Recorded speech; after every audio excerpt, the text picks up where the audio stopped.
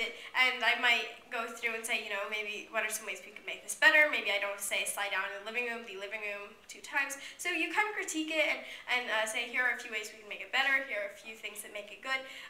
But an activity like this that gets the students to collaborate and all throw out their ideas and not be worried that this idea is too weird or this idea is too funny, I think that that's a very important environment to have. And obviously this kind of activity, you don't have to do it every day. But let's try a collaborating exercise for a slightly older age group. What grade around do you start introducing like persuasive writing and persuasive essays, would you say, approximately? Yeah, fifth, sixth grade. Fifth grade, fourth grade. Okay. So let's practice, and this one will be a little bit quicker. So what part of the world are you all from? Raise your hand if you are from, or if you teach in Western Europe. I see some raised hands. Raise your hand if you teach in Eastern Europe. Anyone? Okay. Okay. Raise your hand if you teach in Asia. All right. Raise your hand if you teach in the Middle East. Raise your hand if you teach in Africa. Raise your hand if you teach in South America. North America. All right, okay, so it looks like the ones that we have the most from are, let's do Western Europe versus North America. All right, and so what this is going to be is, each group will have to come up with a couple of reasons why their area of the world is the best area of the world, and write a short persuasive paragraph. So let's start with Western Europe. What makes Western Europe so awesome? Healthcare. Okay. Universal healthcare. All right. There's good healthcare in Canada. A good healthcare in Canada. All right. I have to say that as far as retorts, that one was a little bit defensive, but I mean, it's like universal healthcare versus, well, there's good healthcare in this part of it. Often people think North America is just The United U.S., States. yeah, and it is Canada. It includes Canada, it includes Mexico, yeah. Which is interesting because a lot of people also think Mexico is part of South America, but the whole Canada, Mexico, U.S. Okay, Western Europe, universal healthcare, second thing. What makes Western Europe so awesome? You can travel very quickly to a lot of different countries. Okay.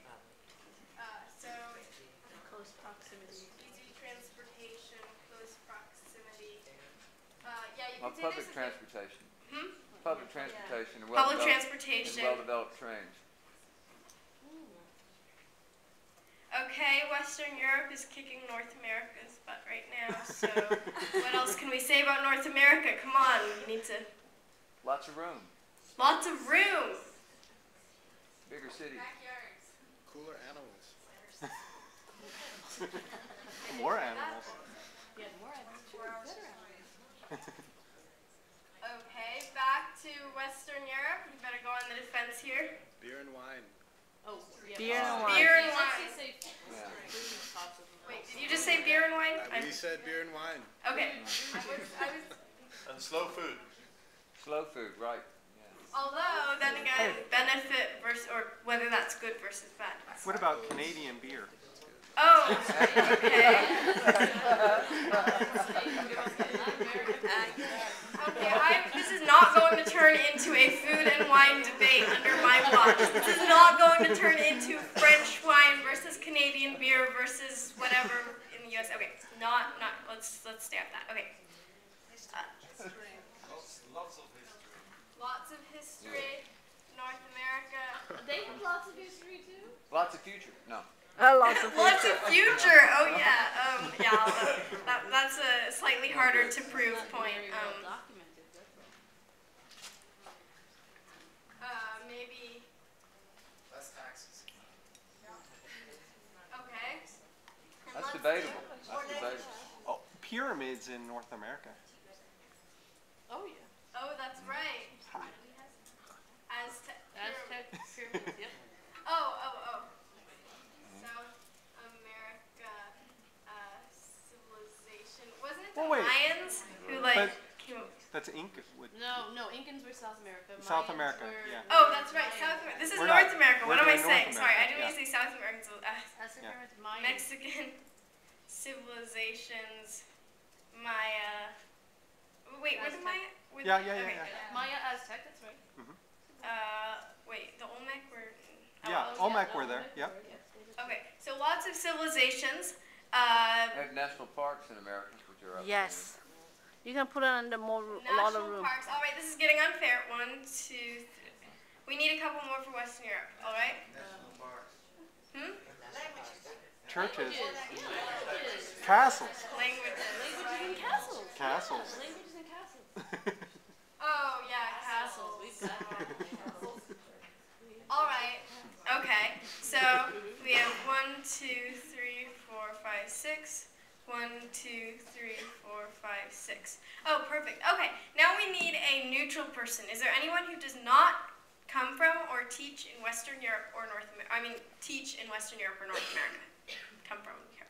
Yes. Where do you teach? Is it counted that I'm not the teacher? Oh yeah, that's great. That's Okay, so I'm neutral. okay. So, which one do you think has won here? Western Europe or North America? Which one would you, looking at this alone, rather live in?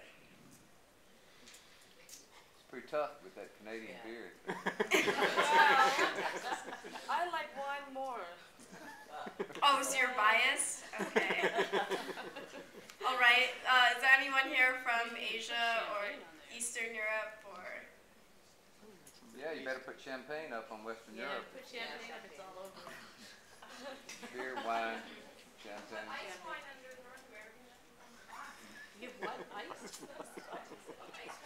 Ice wine. That goes under your Oh.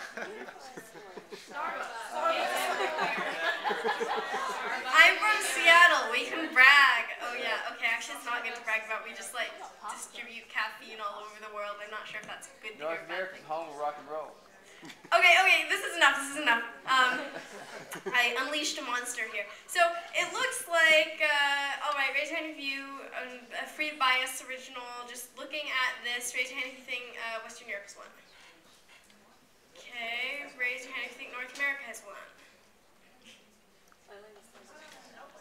This is sad. All right, okay. So, this is a quick activity, and obviously this is just an example that I selected since this is a gathering of international schools to do a part of the world versus another part of the world. But this kind of thing is replicable with almost any subject in any other kind of topic. For instance, if you're in social studies, there are so many different historical kinds of debates. You could ask students to pick sides on a very divisive issue and debate that in a friendly, not too competitive manner, obviously, but this is a great opportunity for learning, but I personally like the opportunity to collaborate and hear from other students and make my voice heard in the classroom as opposed to let me say, I think that essays are also very important, but I think that this is a good starting point for, instead of just saying, here's an assignment that you have to do, turn this 2-page essay into me by tomorrow, using this as a starting point. Let's have the students discuss this. Let's talk about our feelings on this. Let's help us clarify our opinion. I think that this can be a really good activity to open up people's minds, and also, you can get the occasional really funny thing in here, like for instance, beer and wine, champagne, slow food versus iced wine, Canadian beer and Starbucks. Okay, that sounded good. So, what are some activities that you use, whether it's collaborative, whether it's individual, what are some activities that you use in your classroom to get students to share creatively? You can raise your hand. Yes? We just did something, I teach a 4th grade English class, and we just did sort of a little creative writing story on Halloween, and so we had a picture of a scary house and just had the kids sort of brainstorm ideas for them describing, instead of a tree house, it was a scary house, and then so we put a story together with the ideas that they came up with from, so spooky, scary, cold, and continue on from there. Yeah, that's a great idea. One that I like for vocabulary for the language arts teachers out there.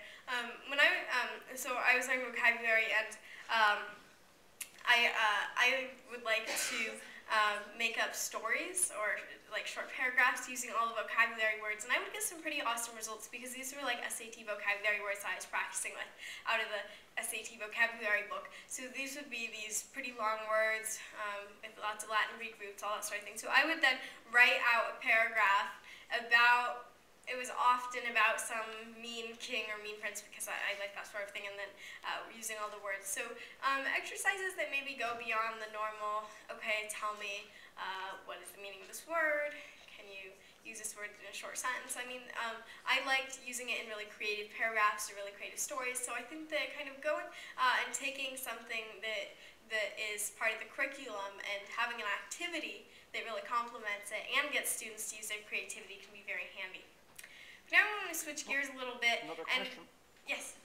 Well, I was just going to share an idea that I use with EAL students when the first writing assignments is, if dreams were for sale, what would you buy? Oh, very good one. And the results can vary. They're wonderful to read, and it gives you great insight on who you've got as people. If I give a writing assignment for an EAL class, and the first one is always, if dreams were for sale, what would you buy? And the responses give you insight as to what kind of students you have and what they like or what they don't like. Make the font bigger. That's an excellent one, and then also have, yeah, so if dreams are for sale, what would you buy? It's a very good one. Make the font bigger, Dora. Oh, The yeah. font. So everyone can see exactly what she said. That was the activity that she mentioned. If dreams were for sale, what would you buy? And she said that it helped you know your students. So now I'm going to talk about another topic relating to creativity, which is different tools that you can use either to create these assignments, distribute them, let the students use. What are some technology tools that you found that have been handy in your own experience? Yes? Smartboard, Okay, smartboards, interactive whiteboards, very flip video. flip video, so letting students take a video camera and go around and actually my mom's using one right now. Anything else? iPads, iPod Touch, pen and paper, I think wikis are very useful. G-Doc. wikis, all right. Brush, ink, art supplies. Sorry, Brush, ink, patchwork, art supplies.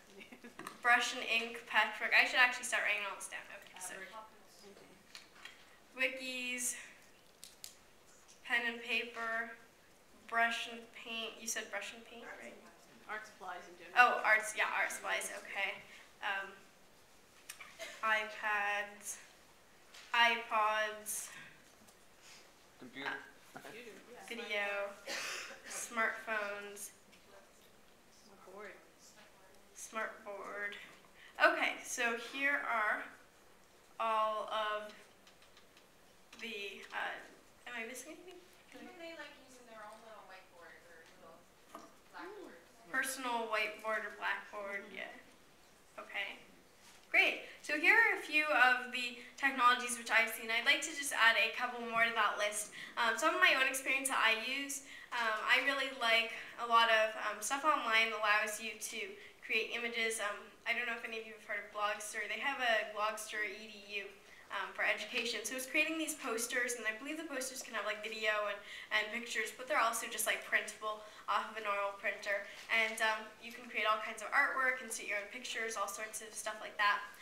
One that I use for a lot of my presentations actually is called Prezi. So I can show you quickly how that works.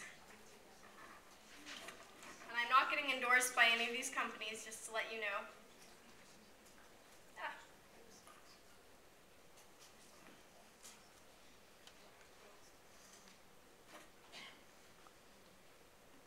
So,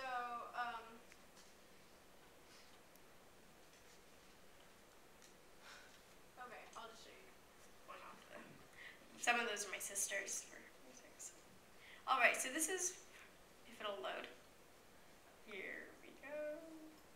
There we go. So this is actually the section Introduction to it was TEDx Redmond Section 1, Rethinking Education, which was what we called our first section about education. You saw Priya speak, and that was from that section.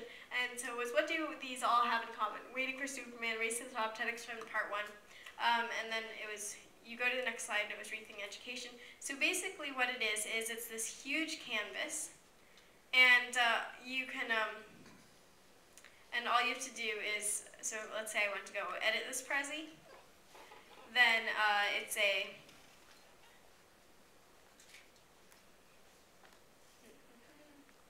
so it's clickable and draggable, and if I want to add something up here at the top, I just say Adore Speed Talk, oops, creativity in the classroom, and then maybe I can, see, I'll go 1, 2, what's another piece of, I could insert a shape or a color, so like that, I don't know, and then put in my path just to show you this as an example. Oh, actually, sorry, shapes aren't. Well, so it starts off, Adore Speed Talk, creativity in the classroom. So depending on where you put it in the canvas, it'll change the zoom, it'll change all that. So it's a nice way to think visually about a concept. If you want to go on a timeline, for instance, if you're making a long timeline, this is good because it doesn't have a limit. Like if you have a slide that has a limit as far as how big the slide is, so you can make a long timeline, go point by point along it. So tools like that I found to be very useful. What about blogging? How many of you have a class blog? Raise your hand. Not anyone? Okay, so I know that one of the reasons that a lot of people don't have a blog in their classroom is because they're worried about safety of kids who are posting on the blog. And I think an easy way to do it is, even if you're just using a commercial blogging service like Blogger, for instance, you can set it to be only invite these people to view it. And many other blogging services, I believe, have that as well. Or you can have an internal school system. So yeah, it's a fairly easy thing to do to get students to post on a blog. I've found that it really gives students purpose as far as this is why I'm reading about this, or this is why I'm posting this project, because people will read it, my classmates will read it and be able to learn from it. So I think that it's a great way of giving students a purpose in some of the work that they do. So blogging is an excellent one. Prezi, Blogster, I talk about those. And then also, another thing which isn't really technology tool related is just giving your students the opportunity to be a teacher. It could be teaching another student who's struggling. It could be teaching the whole class about a subject that you know that they know really well. I think giving students the opportunity to find out what it's like to teach a class, and then it also really helps when it comes to if it really shows that you understand a subject if you're able to explain it to someone else. So great opportunity to get students to create their own work is by making a presentation, making a lesson for someone else. I think that's an excellent one. When I was at the Building Learning Communities conference in Boston, then we actually saw this example of, I think it was mathtrain.tv. So these were all these students who had gone and created videos of themselves explaining math concepts. Let me see if I can open it up. I believe I have the right address.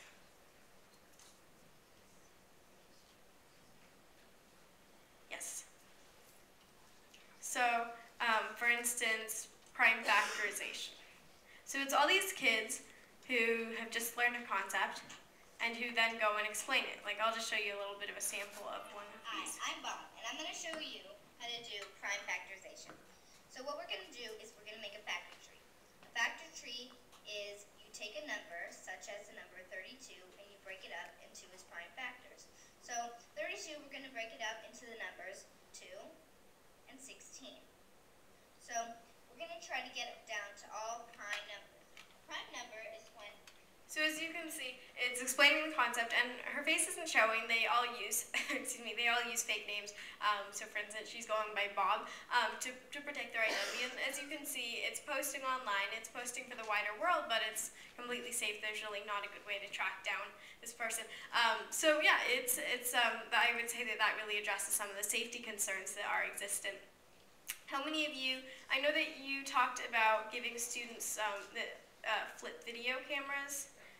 So what are some of the things they've been doing with that? We do a lot of student-led inquiry on children posing their own questions and then following a set inquiry about whether it's science, maths, whatever. And then when it comes to the presentation part,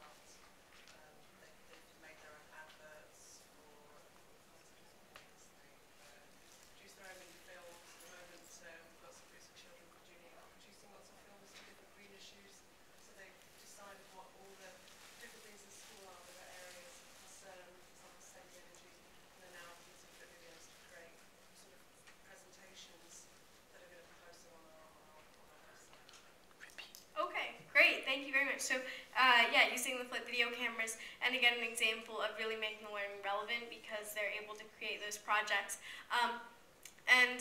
So we saw wikis. So how do you use wikis? Was it, oh sorry, I thought you had. I did. Well, we create documents to prepare for tests, those types of things. Well, so far that's pretty much what we do. Okay, But so. they can put a lot of different things. It's not always words, just words that are in there. There's the graphics. I don't have any videos yet on the wikis, but maybe they'll come. Yes? We use wikis to problem solve and collaborate. So like we're working on an Odyssey to Mind problem, so it's very creative, and so everyone just posts their ideas and comments on it like this one. That's great, and one example that actually my sister, she went to a regular school for a number of years, and when she was in a 9th grade honors class, which was very difficult, then she had this group project, and I believe it was making a documentary about Indonesia's history. So they had to make this big documentary, and they would send emails back and forth to the Rise script, and the Rise script would get mixed up because someone else was editing at the same time, someone else was editing. So there were a bunch of issues with that, and then they found out that, of course, another group was using Google Wave, and then another group, I think, was using a wiki. And so yeah, it's a more efficient way of communicating than sending emails back and forth to a Rise document. You can just have it in one place and revise it there. Wonderful idea. Sorry, what is a wiki? A wiki. That's a wonderful question. Actually, there's a great video that explains it a little better than I do. Let me see if I can find it. Not sure actually exactly what it's called. Wikis in plain English. Oh, Wikis in Plain English. Yes, that's it. Thank you. I love that video. I've watched it like 2 times just for. These 4 friends are going on a camping trip. They need to bring the right supplies because they're backpacking. The group needs to plan and plan well, so coordination is key. They're all computer users, so they start planning with an email. It starts with one, but then becomes a barrage. Email is not good at coordinating and organizing a group's input. This is the old way. Boo! The important information is scattered across everyone's inbox. This isn't coordination. Let's start over. There is a better way. It requires using a website called a wiki. Using a wiki, the group can coordinate their trip better. This is the new way. Yay! Most wikis work the same. They make it easy for everyone to change what appears on a web page with